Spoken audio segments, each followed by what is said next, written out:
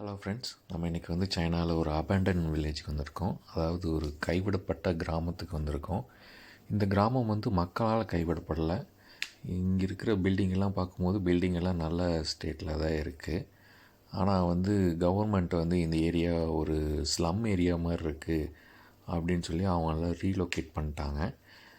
இப்போது இந்த பில்டிங்ஸ் எல்லாம் வந்து இடிக்கலாம் அப்படின்னு பிளான் பண்ணிகிட்ருக்காங்க.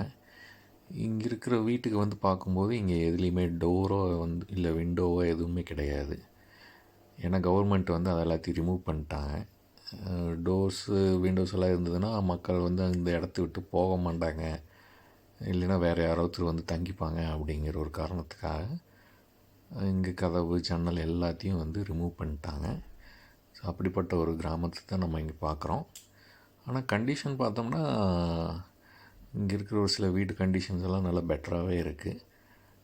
பட் ஸ்டில் கவர்மெண்ட் வந்து அவங்களுக்கு ரீலொக்கேட் பண்ணிவிட்டு இது டெமாலிஷ் பண்ண போகிறாங்க.